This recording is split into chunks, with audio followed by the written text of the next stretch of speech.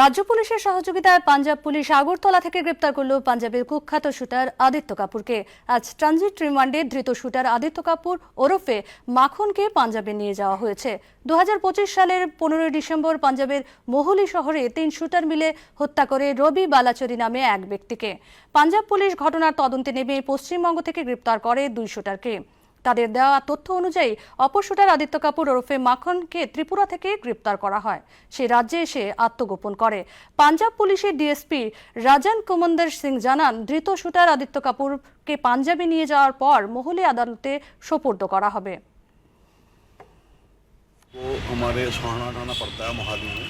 वहाँ पे एक कबड्डी प्रमोटर था रवि बलाचौरिया, उसका मर्डर हुआ था। तो उसमें टोटल 3 शूटर थे जिन्होंने शूटिंग की थी और उसका मर्डर किया था। ये तीनों शूटर में 2 पहले हमने कलकत्ता से पकड़े थे। एक उसका मेन शूटर जो आदित्य कपूर एलियस मक्खन था, जिसको हमने त्रिपुरा पुलिस और जो सेंट्रल एजेंसी है उनकी मदद से यहाँ से पकड़ा है।